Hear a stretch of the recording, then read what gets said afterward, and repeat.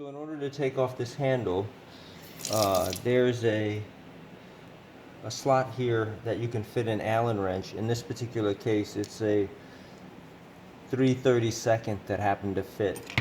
So you go in the hole here and line it up. If I can do that.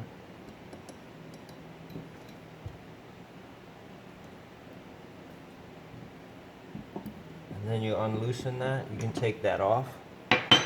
That will reveal the cartridge. If you need, you can take this portion off. But the representative told me to use a 5/8, but I found that a 13/16 is what fit the cartridge. And then she just told me to tighten it.